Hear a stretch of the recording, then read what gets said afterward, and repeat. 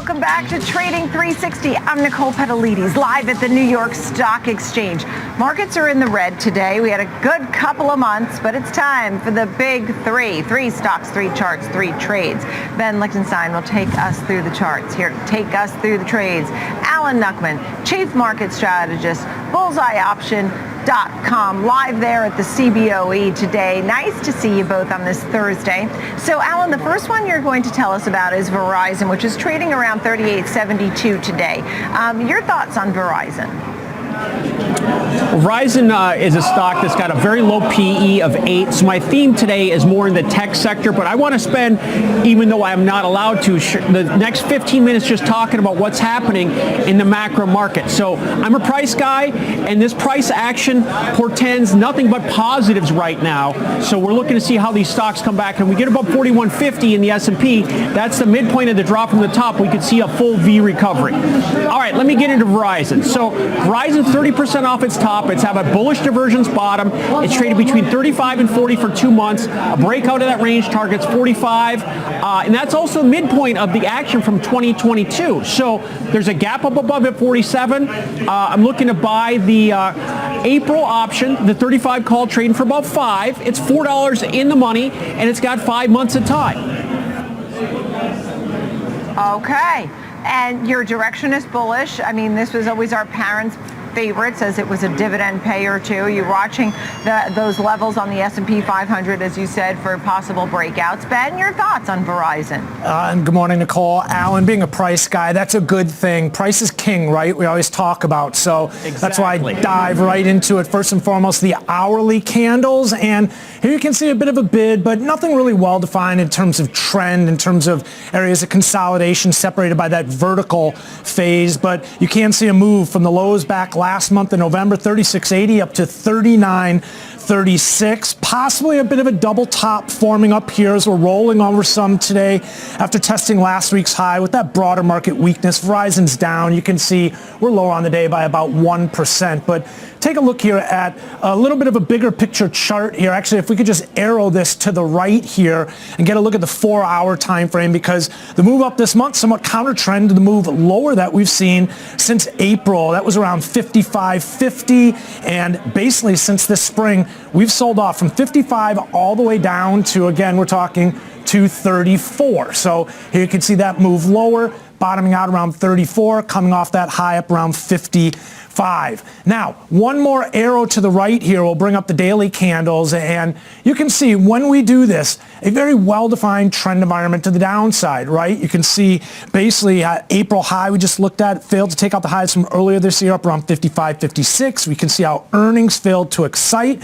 You can see a high conviction vertical move lower, a little bit of consolidation, and then look at this here. We have a series of lower lows and lower highs, and as a result, we've established a very well-defined trend to the downside. Now, if we look at the chart behind this one, if we could just minimize this screen, we'll have our daily averages here. Verizon currently trading above the 50-day moving average. It's below the 200-day moving average. Look at this. It's down 25% year to date. RSI kind of really not really providing a lean one way or the other, but this one's been trending lower, possibly rolling over here. If we've got a top around this 39, 38, 40 area, we could be in the process of forming a new area balance, 34 to 38. So something to keep an eye on if we continue to roll over here. Yeah, and watching those technicals and that RSI move there, Alan, does that support what you're saying? Well, I was just saying that 45 target, this option is going to double in value. It's going to have a real value of about 10. So it's about risk reward here, and it's looking at this sector, looking at tech that's making a turnaround. Now, tech is 15% off the lows, just like the S&P, but it's still 30% off the highs, whereas the S&P is only 15% off the highs. So it's about risk reward, and so I like this. I like this setup as it stands right here, and that's why I'm looking at this sector, because I think there's better value in some of these tech stocks now that we've seen this bounce, and a bounce that's held, which is very important now that it's been a couple of months since that bottom was put in across the board. So thank you for that one. And I think your big picture, how you're laying out your thoughts on the market, fits in here. You noted the low PE that you saw on Verizon. Where does Cisco Systems fit into your plays? Well, CSCO Systems is somewhat similar in the fact that it's making a bottom between 40 and 50. So I see this bullish divergence. And what that means is that it makes new lows, but not new highs in implied volatility. The shorts are running out of strength, and you see a bounce. We're sitting at about $50 right now. So a breakout of this range significantly targets 50 on the upside. So again, an April option stock substitution strategy. The 45 call, which is about $5.50 in the money, is trading for 7 or so. I've got plenty of time, an 80 delta, and we've been range bound for this 6 months, so an upside breakout could get this stock on the move once again. And it's not just the U.S. that's seeing a recovery. If I want to throw in some more, China is 30% off its lows. The Nikkei is 10% off its lows. Europe's 20% off its lows. So it's an across the board, as we've been talking about each and every week, this rate destination is in sight, and the Fed has played this very, very well. You look at rates when you go further out, they're back down to about 3% as far as short-term rates futures when you get out to 2025. So it's getting done what needed to get done. Right, understood. So what do you think, Ben, when you look at CSCO Systems? How do you feel about the chart? Stock that saw a nice move up last month. We're talking from 43 to 50. Now, in this instance, this is the hourly candles. A little bit of a different picture, right, than what we were looking at as far as Verizon. You can see a couple areas of consolidation, separation, vertical move up, another area of consolidation. And look, we're just breaking out here to the upside into the $50 range this week. Now, if we arrow to the right here, we'll move away from the 1-hour candles and taking a look at the 4-hour. We're basically right back to that August high, right? Still below where shares were into earnings back in May. We've got a bit of a double top. Here it is. We're talking August back in May, and this is around that 57 level. Ultimately, you've got a double top as well. So looking to invalidate the trend lower if we can get up and through this $52 level. But let's arrow to the right one more time, because last time we talked about Cisco, we looked at the daily time frame and pointed out a bit of a head and shoulders, reverse head and shoulders that was possibly forming. And look where we're coming off of that right shoulder here right now, rallying back again to 50 this week. But let's minimize this chart, and then I'll show you where things stand on the 50-day moving average. We're above it. We're above the 200-day moving average. But as I take a look here at Cisco, and look at this, down 21% year to date. I'm noticing the RSI extending to the upside here, so sort of supportive of this move that we're seeing. A nice run up here into the $50 level this week, Nicole. Yeah, and watching those moving averages is so key. I mean, I know, Alan, you're always keeping an eye on those as well, right? Right. Exactly. So it's important to see those act as floors and ceilings, how the stock acts as it gets to those key levels for the 50 and 200-day moving average and pushes through that or fails to push through that. And that's what we always look at. That's Ben's big mantra they taught me as a young trader. Test and or reject and see how things move. Aren't we still all just young? I mean, that's how we're going to stay. 21.22 is the low, the recent low on Unity. It is trading much higher now at 40 and change, so that tells you the story, Alan.